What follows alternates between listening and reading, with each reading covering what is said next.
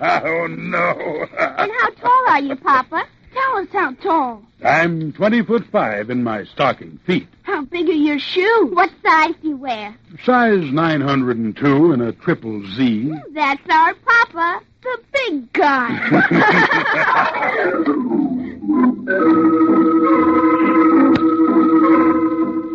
NBC presents The Big Guy, the first in a new series of adventures of a very unusual detective, Joshua Sharp. Joshua Sharp works for his clients on a strictly cash basis to provide for the needs of his nearest and dearest. His nearest and dearest are two in number, Josh Jr. and his daughter Debbie. To these two, Sharp is both father and mother. To his clients, he is a good detective. To Josh and Debbie, he's the friendly magician, the fabulous hero, the giant among giants, the big guy. Tonight's adventure with the big guy, the Unheard Voice.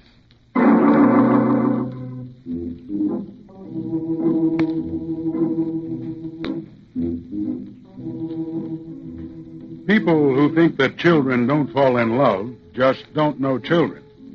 I know mine, and I've seen it. They fall, and they fall hard, with all their hearts and souls. And if by any chance the romance goes wrong, the bottom falls out of their world. A dream collapses, and a mark is left that may last forever. My kids, Debbie and Josh, fell in love with little Mr. Dooley on sight. Of course, he had his charms. He took tickets at the carousel in the park, and naturally he was the logical object of love for everyone in the neighborhood under the age of 10. Saturday was Dooley Day. And for weeks and weeks, nothing had been able to distract my two from paying a call on the wrinkled-faced gnome of a man in his red checkered shirt and his baggy corduroy pants. I'd take them to the park and across the lawns, but no sooner were they in sight of their idol than they'd break loose from me and make a run for... Mr. Dooley! Mr. Dooley is here! Mr. Dooley! How are you, Mr. Dooley? Why, I'm fine as a fiddle string and fit as a fiddle stick, and ready to play you too. Isn't it a pretty day, Mr. Dooley? Nearly as pretty as you are. Fine as silk and sweet as a nut, and enough to make a man dance into the jig. Oh, look at Mr. Dooley. He's dancing. He's dancing. You dance very nice, Mr. Oh, I Dooley. could dance a lot nicer, except I got a bone in my foot. What? Papa, Mr. Dooley's got a bone in his foot. Oh, that's nothing to worry about. Everybody has a bone in his foot. It's a joke, Josh. A joke? Oh, sure. A bone in your foot. It's only a joke, Daddy. Everybody ready for the next ride? Have your dimes ready. Let's go, Debbie. I'll help you up. Ah, there we are. I got up by myself. And here's a dime for you, Mr. Dooley. Oh, that dime ain't for me. It's for the horses. They gotta eat, you know. Eat? Why, they don't have to eat. They're wood. Mr. Dooley's only kidding, ain't you, Mr. Dooley? Kidding indeed. Why, if you were wood, you'd find a nice handful of fresh sawdust tasted pretty good after a fast day of running around in circles. Now, here we go. Everybody hold tight. They're off. Yes, sir, they're off. Bye, Mr. Dooley. Goodbye, Mr. Dooley. Goodbye.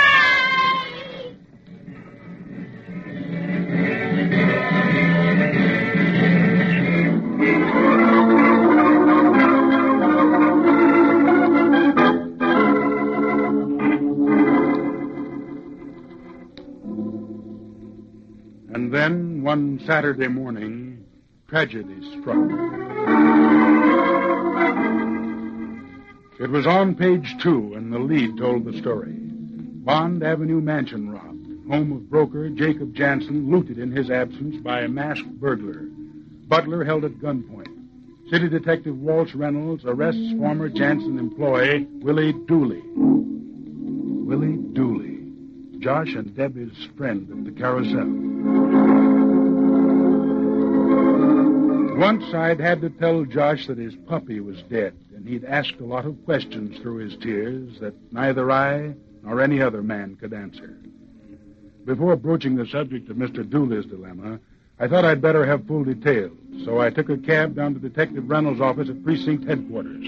I'd known him casually for years, and he told me what he knew. Well, the call came in last night at a little after 11, Mr. Sharp. From whom? The Jansen butler. He gave his name as Anton Schindler. The burglar had held him up while he opened a safe in the library and helped himself. To what? Unlisted negotiable bonds. In the amount of? $50,000. $50,000? We contacted Jansen. He's in Bermuda. Do you really think Mr. Dooley did it, Reynolds? No, I don't think he did. Then why did you pick him up? Well, I didn't pick him up. A couple of my boys brought him in, and they've built a case against him that I can't ignore. What kind of case? Oh, he used to work in Jansen's house, a kind of janitor, I think. Yes? He knew the layout of the house and the habits of the family. That hardly means he did the robbery. Well, of course it doesn't, but whoever did knew that the side door was always left open. That was the means of entry? Yes. You add all this together and include the fact that Dooley was seen in the neighborhood 15 minutes before the masked burglar went to work, and you've got a fair police case. Yes, I can see that. Has the butler identified Dooley as his assailant? Well, Schindler hasn't been in yet. Then it largely depends on Schindler's testimony whether the little man is indicted or not. I'd say it depends on it entirely. I think it would be a little difficult to identify a masked burglar. Frankly, so would I. About Dooley. Yes? Is he alone in the world? No, there's a wife, Mrs. Irma Dooley. She's practically frantic about this business, Sharp. She's coming in a few minutes to talk to me. I see. Look, Reynolds. Yes? Don't jump to any conclusions you don't have to. Am I right in thinking you've got an interest in Mr. Dooley? Why, yes. Yes, you're right. Well, I don't see how you tie in with him, Sharp.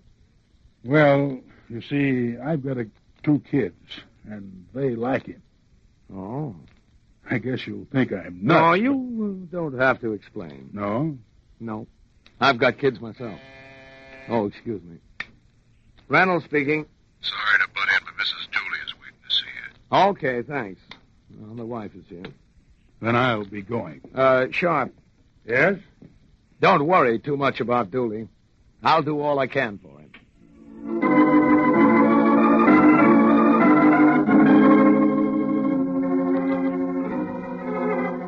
I crossed Irma Dooley's path in the waiting room, and Reynolds gave us a quick introduction, explaining that I was interested in her husband's case. She threw me a bright smile of gratitude, and I remember thinking that she was surprisingly pretty and young to be the wife of Mr. Dooley. Then I started on my homeward way, trying to puzzle out the best method of breaking the news to Debbie and Josh. At least it was nice to know that the little ticket taker had somebody to look after him. The appearance of Irma Dooley made me feel better. But it wouldn't have if I'd known what happened in Reynolds' private office after I left precinct headquarters. Everything's working out on schedule, isn't it, darling? Careful with the darling. He's gone. You're not getting nervous, are you? A man isn't nervous because he's careful. He may get nervous if he forgets to be. You're not getting nervous. No. How well did you sleep? Fine. Don't lie to me. How well could I sleep? It's no fun framing Dooley this way. The only wrong he's done is to be too much in love with me. Well, the only wrong we've done is to fall too much in love with each other. Still, if only it could be simple and easy. He's the one who's made that impossible. He's the one who's threatened to kill you if you leave him. I know. So, if for no other reason, we've got to go through with this. But, when he gets out... By that time, we'll be in faraway places where he'll never even think to look for us. When you say that, I don't care what we have to do or who we have to hurt. And smile a little. I'll smile all the time as soon as I'm sure we won't fail. Then you can begin now. We won't. You can't be sure. Oh, yes, I can. They may not convict him. Don't let that worry you. Walsh. Yes? What have you done? I've talked to Schindler. The butler? Mm-hmm. He's not an incorruptible man, our Mr. Schindler. What do you mean? I offered him a deal, and he accepted. What can he do? Can't you imagine? No. Then wait till the trial. Wait till the DA questions him, and you'll see.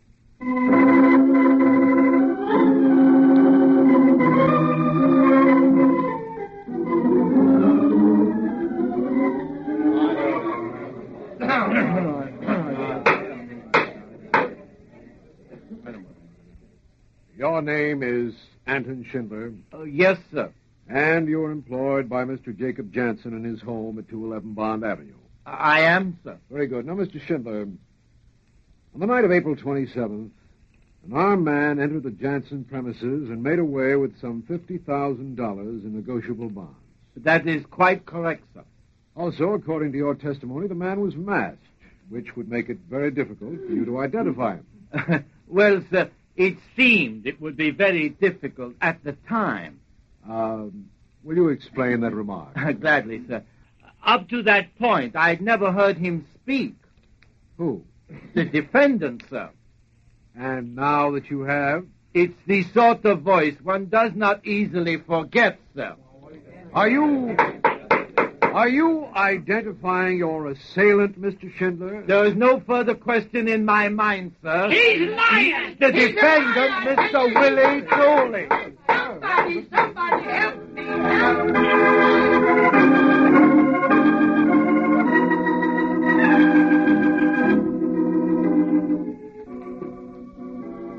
But nobody could help little Mr. Dooley. The butler's testimony had swung the balance, and the jury was out for less than an hour. When they returned, it was with a verdict of guilty and a 3-year sentence at the state penitentiary. And I was left to try to explain to 2 baffled and broken-hearted children. But, Papa, it's Saturday again. And we didn't go for 2 weeks, and Mr. Dooley won't know what happened to us. If we could just go by and say, how do you do? And tell him we're sorry we disappointed him and... But you didn't disappoint him, Debbie. We must have. He knows we always come. Listen, Josh. Debbie... What's the matter, Papa? I don't know exactly how to tell you this, but... Well, Mr. Dooley isn't there anymore. Isn't there? Where is he? He went away for a while. You mean he doesn't like us anymore? No, that's not what I mean at all. Then how could he go away and leave us? We wouldn't leave him. He didn't want to go away. You see, somebody made him. Who? The police. Police? Yes. What have they got to do with Mr. Dooley?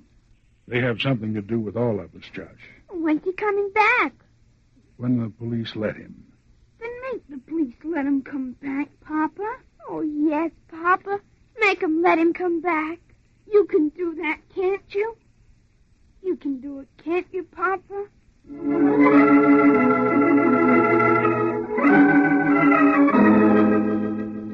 I tried to do something for Mr. Dooley. I talked to Mrs. Dooley and the lawyer who defended him, but there are things that even the biggest of big guys just can't do. And 6 months went by, and in our flat, there were 6 months of mourning for Mr. Dooley. Then, one night in midwinter, I was in a taxi, homeward bound, when suddenly, from the radio... The state and city police ask your cooperation in a manhunt that has been in progress since 6:15 this evening, by which time a convict effected his escape from the state penitentiary and is now somewhere at large in this vicinity. He is 5'2", weighs 110 pounds, has blue eyes, thinning dark hair, and answers to the name of Willie Dooley.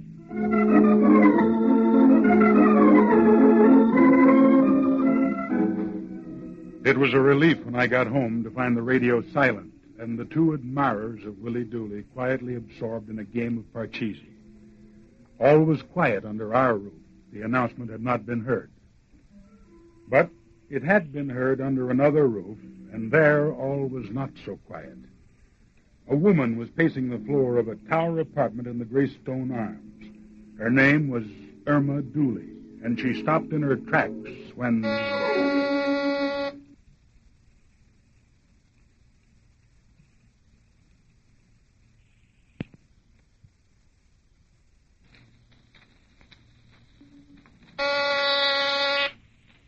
Irma. Reynolds? Yes. Well, I haven't seen you in quite a while, lover. It takes an emergency to bring you here. Let's not waste precious time, Irma. Just one thing. Tell me, will you, mister? Tell me what happened to that big love of ours, that romantic flight to faraway places. Could we skip the argument, please? You lose interest in a girl awful fast, don't you, Detective Reynolds? I've come to help you if you'll give me the chance. Yeah? Yes. Here's cash. I thought you'd need it. $500. Oh. All for me. All for you, and it closes our accounts. What's that supposed to mean? Don't nag me, Irma. This is a big, bad night. Buy yourself a ticket on an airplane and go as far as the money will carry you. And what about you? You can count me out. Of what? Everything. Including my life? I said everything, Irma. Just a minute. You can leave me, Reynolds. But you're not going far, darling. No? No, because the minute you walk out, I'm going to phone Sharp and tell him about that frame you worked with Schindler. He'll help me. He was pretty interested in Dooley's case. I hope you're joking. Joking? You think I'd take this fall alone? Go flying off by myself until I wind up stranded and Dooley comes back and kills me? You'd really call Sharp? So help me. You do, and you know what? What? I'll kill you, darling.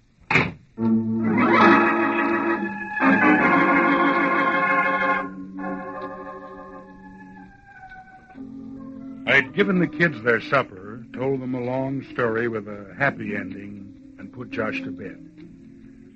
I was sitting over the Pachisi board for a good night game with Debbie when... Hello? Sean? Yes? Irma Dooley. Oh, yes. Who is it, Papa? Just a lady I know. Who are you talking to? My kids. Oh. Go on. I'd like to talk to you. I'm listening. Face to face, I'd rather. When? As quick as possible. Tonight? Yeah, I think you'll think it's worth it. I've got news about how Willie Dooley was framed.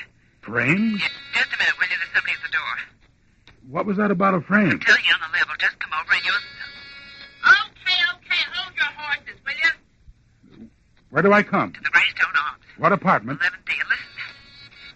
Hold on a second, will you, Sharp? I've got to see who that is. Who is it? What's the matter with you? You're trying to break the... No. No, you're kidding. This is a gag, isn't it? You didn't mean it when you said you'd kill me. You didn't really mean it. Now, did you?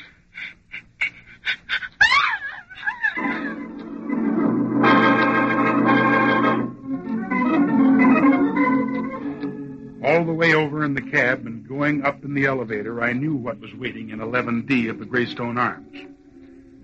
Still, it was a shock when I walked in and saw her lying there, sprawled out on the floor, her negligee and the carpet around her dyed scarlet with her fresh life's blood.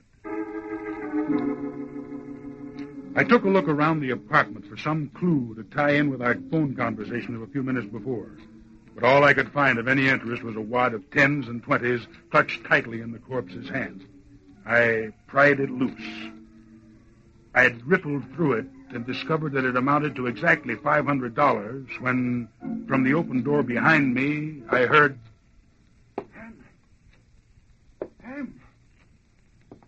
Irma. It's me. Why, Mr. Dooley. Huh? Oh, I know you. You're a guy what used to bring a couple of kids to the carousel every Saturday. That's right. Josh and Debbie. What you doing here, mister? Well, I'm a detective. The police? No, private. And Irma called me and asked me to come over. It wasn't more than 15 minutes ago. I see. Where is she now? She's lying almost at your feet. Irma. Try and take it easy, Dooley. Oh, my pretty. My pretty. They took her away from me. They took her away. Get hold of yourself. Irma. Listen, she was all for you. That much I can tell you. She was killed trying to tell me that you'd been framed. Yeah? Yes. Now the cops are looking for you. I know how you feel, but you can't afford it right now. If they catch you, you're going back for a longer stretch than before, and Irma wouldn't have wanted that. Now look at me and think. What did she mean, you'd been framed? I don't know who planned it, mister. I don't know who framed me, but I know who lied. Who? That Schindler, that butler. He said he recognized my voice. And he couldn't have? How could he have? I wasn't there. Then we're going for a taxi ride. Yeah, to where? To the Jansen house on Bond Avenue. Yeah? Yes. We'll have a little talk with Mr. Schindler and make him tell us exactly what went on. Let's go. Mister, Yes? you've been pretty nice to me, and I don't know how I'll ever pay you. You don't have to ever pay me. No? No. Just give Josh and Debbie a couple of rides for free.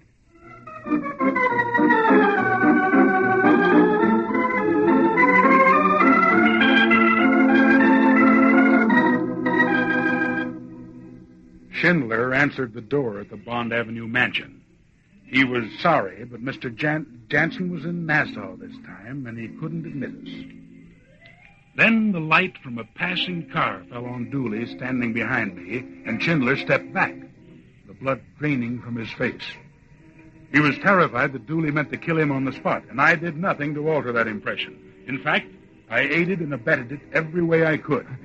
Don't let him hurt me. I'm not here to protect you, chum. I'm on Dooley's side, and for my part, he's within his rights if he sends you to the morgue. Please, I've got a wife. So did Mr. Dooley have a wife. That didn't stop you. I didn't know what I was doing. I didn't stop to think. I didn't realize. They paid you money? Yes, sir. He paid me and promised there wouldn't be the slightest danger. And you fell for that? Well, after all, sir, I thought he should know. He was a policeman himself. A policeman himself? Yes, sir. Who did it? Who was it? Who bribed you to testify against Mr. Dooley? Answer me. Answer me. It was Detective Reynolds, sir. Detective Walsh Reynolds.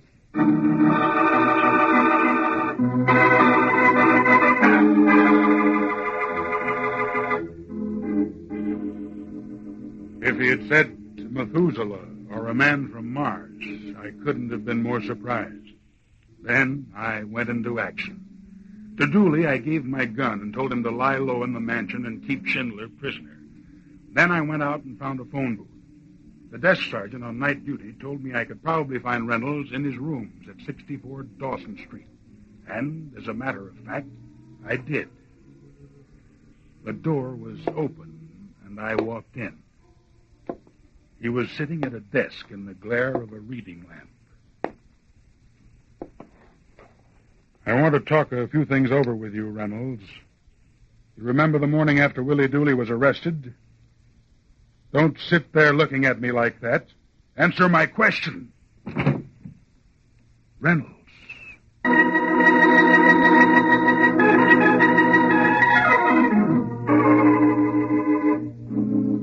I'd pushed him, and he'd gone over, toppling like a rag doll. And for the first time, I saw the shaft of a knife protruding from between the pleats of his shirt front. He was dead, Detective Reynolds was, and dead by murder. I phoned headquarters then and took a look around. The look netted me two observations.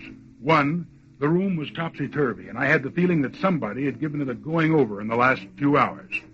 Two, in the desk drawer, I found a stack of canceled checks in the amount of $49,500.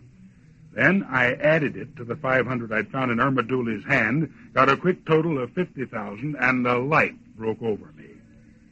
Grabbing a cigar box off the desktop, I took a cab for the Jansen place. Dooley was just as I'd left him, holding a gun on the pale and shaken butler, Anton Schindler. You found Reynolds, sir? What kind of a question is that, Schindler? Oh, he's a shrewd one, sir. You know I found him, and you know how I found him. Huh? What do you mean, sir? Okay, I'll make a formal announcement. Detective Reynolds is dead. Dead? Of what? Of a knife in his chest. No. You can save the act, Jeeves. I know the whole truth now. It was you who murdered Irma Dooley earlier in the evening. You must be mad. Not very. For once it turns out to be the truth. The butler did it. Why on earth should I have killed Mrs. Dooley? Why? Because she knew about the frame, and you were afraid she'd reveal all to her husband here. No, believe me, you're wrong. And you made your way to Reynolds' room and did him in. Mr. Sharp, sir, please. If you want a reason for that, you can have it, too. You knew where the $50,000 was that was stolen from Jansen's safe. It was in Reynolds' possession, and you needed money to leave town on. But no, sir. But yes, sir. You searched his rooms for it like a wild man. The place is a shambles. But you failed to find the prize, Schindler. You should have taken your time, like I did. Mr. Sharp. Yes, Dooley? You mean you found it? Yes.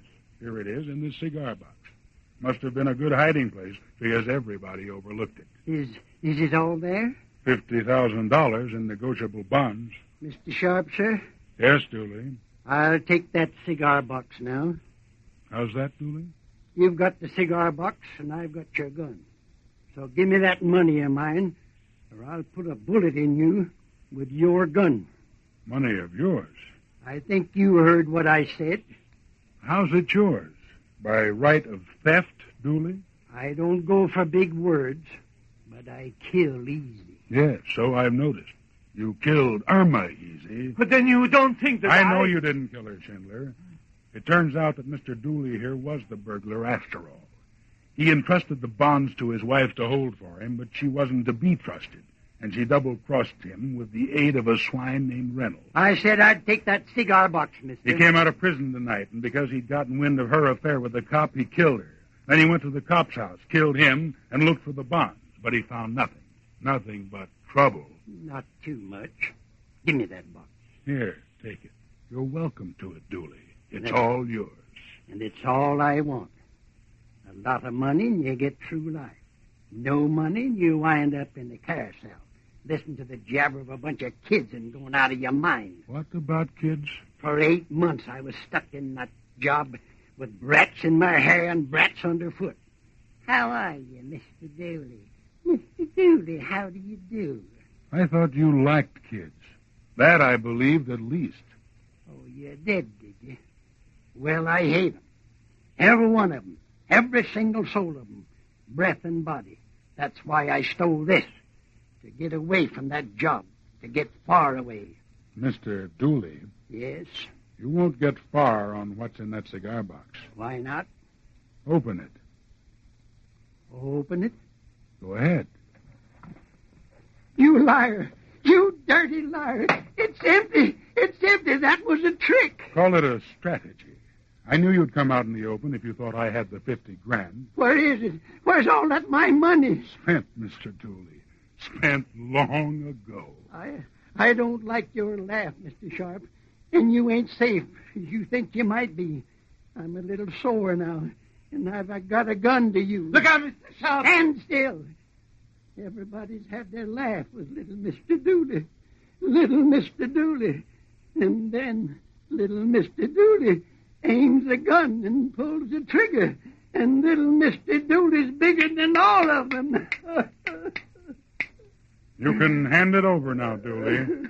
I wouldn't give an escaping convict a loaded gun, and I figured an empty one would serve to keep Mr. Schindler in his place. Come on now. The game's over. Let's go.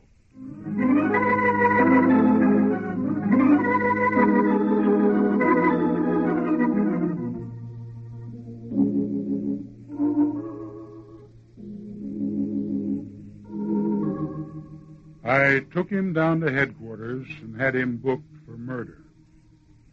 Then I went home across the sleeping town. I thought about Debbie and Josh and how, when they were older, I'd tell them why Mr. Dooley never came back, and all about the little man. All except one thing. I'd never tell them that he didn't love them. No, not that. Not ever.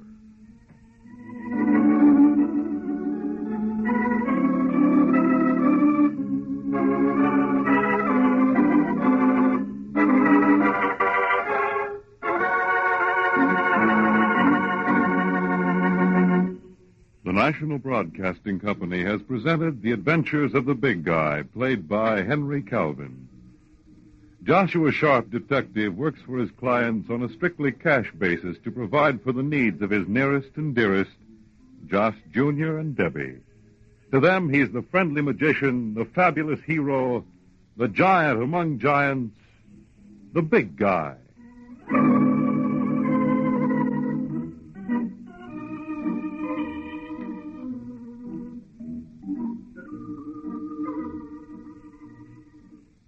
The National Broadcasting Company has presented the first in the new series of adventures, The Big Guy, played by Henry Calvin, featuring David Anderson as Josh Jr. and Denise Alexander as Debbie. The script was written by Peter Barry and directed by Thomas Madigan. The music was by George Wright.